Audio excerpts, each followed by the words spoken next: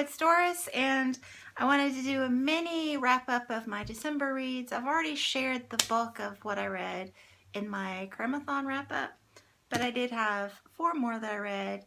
I read 13 books in December, and that's just crazy. I don't think I've ever read that many books in 1 month in my entire life. So yeah, that was awesome. But ironically, 2 of the books that I read in the very last week of December were my 2 favorites of the entire year.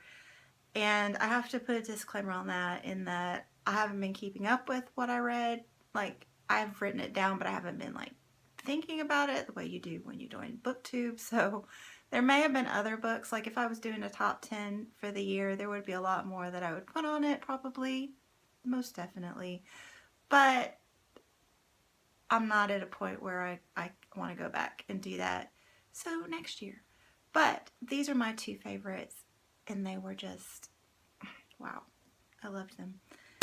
But before that, I have 2 others that I want to talk about. So one thing that I really love to do in literature is to pair novels, or pair a novel with a nonfiction or a poetry book or whatever. It's just, I don't know, it's a really neat reading experience to me. So I had picked this one up at I mentioned I got it at a librarian's meeting. It's a middle grades novel, and I got to listen to this speaker. He had won a Tassel Award, a Tennessee Authors Award that year, this year, last year.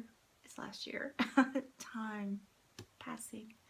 But yeah, so he was contacted by Scholastic, losing my words too, to write this novel. It's a nonfiction, well, it's fiction, a fictionalized account of a real live person. So this boy in the book, he's about maybe 10 when the book starts, before, right as the ghettos are starting during World War II, and he is sent off to concentration camps really quickly.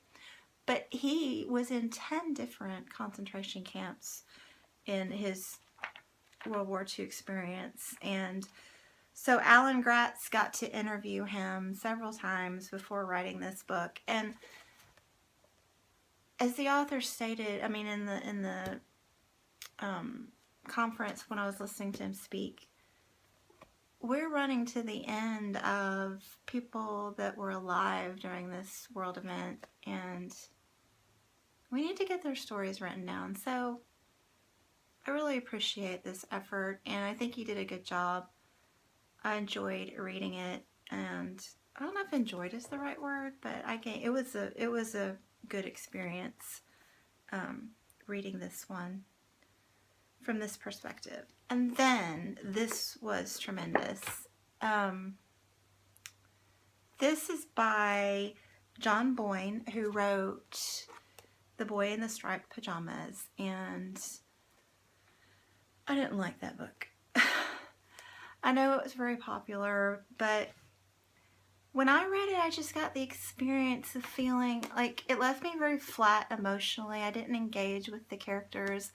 And I got this sense that it would have been a fabulous short story, and maybe it was a short story at one point in time, but it was expanded into a novel, and I don't know, it just didn't connect with me emotionally. And it was like he was trying to make too much of an impact with the storyline, but I did, as I was reading it, think that it would have been a brilliant movie. I have not seen the movie, but I could definitely see where having actors infuse the story with emotion and just the human element would really have taken it to the next level.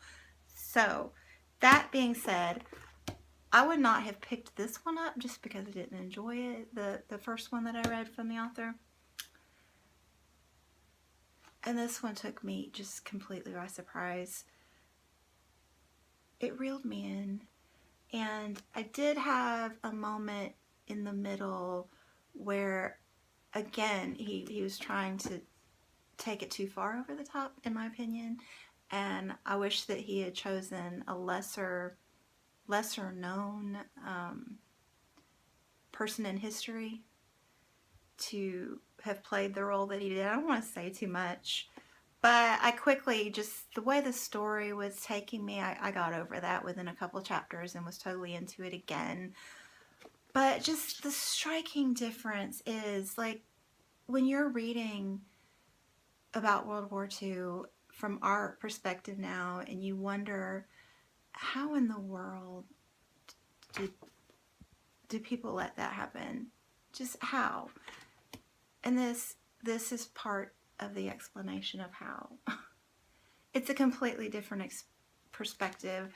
They're both young boys, loss of innocence, but completely different ways that they've lost that innocence. It's pretty profound.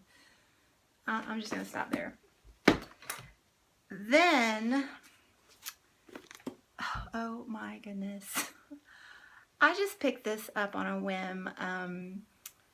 I wanted to go give myself some books for Christmas, so I went to Books A Million, and they had one of those tables where you buy two and get one free, and so I was like, I saw a couple books. I've said all this in my haul video, but I saw a couple books that I knew I wanted, and I needed a third, and this was number 3.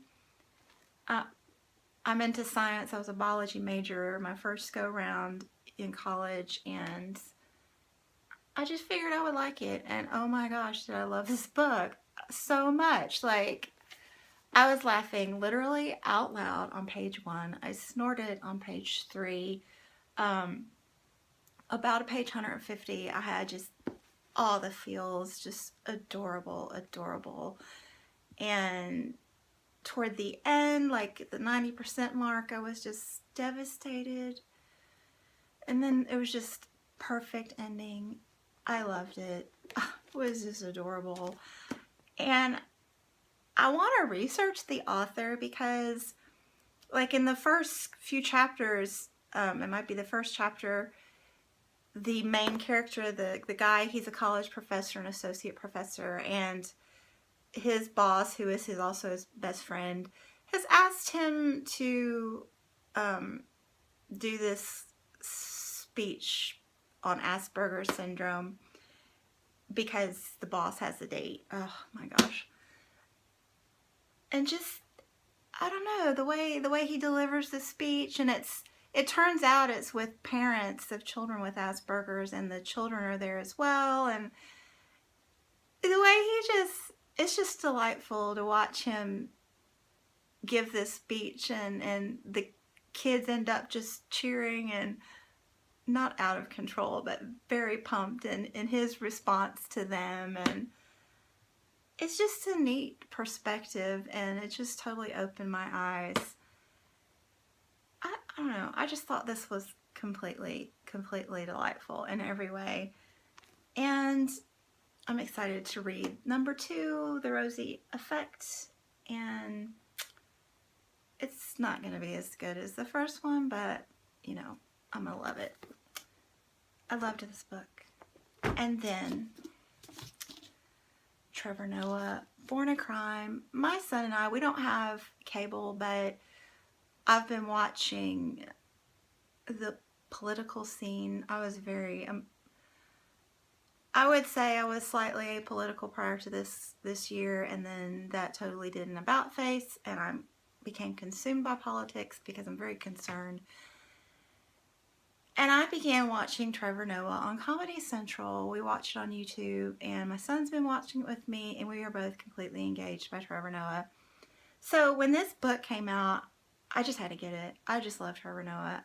It's not only his Comedy Central spots that I love, but I've seen him being interviewed by others, and he's just got a different persona when he's interviewed. It's just very, very thoughtful man. And so this is a memoir of his youth, his childhood and youth and very young adult years in South Africa. And the title Born a Crime is from him essentially being born a crime. His mother was a South African, a black woman, and his father was a white man, not South African. He was an expat. I forget from what country, but so it's against the law at the time for mixed race marriages or even sex. And the way this book is written, Trevor Noah, that the intro to each chapter has kind of a bit of history relating to what he's going to talk about in his memoir. So I just learned so much about South Africa and about the system of apartheid and how it worked to keep people enslaved, basically. It's just a great book. But then he's so funny, and so he can house these bitter truths in humor, and just you don't even realize what he's saying until a few sentences later, and you're like, wait a minute, that was profound. Yeah. And chapter 3, I laughed and I laughed and I laughed and I laughed some more. Oh my gosh. But he's just got such grace with this, and he writes about mistakes that he made and, you know, just completely open and honest. I just loved it. I just loved it. And then I'm a single mom, and so that element, just his mother was just amazing. It's just amazing. And even the character development. I know it's a memoir and it's a real story, but Trevor Noah just does such a good job of letting you see the way he's changed and the way his mother changed throughout the story. I highly recommend this. It's my favorite. Loved it. So those are, you know, 4 of the 13 books that I read in December, and I'm just kind of proud. So let's see how January shakes down. I'll chat with you soon. Bye.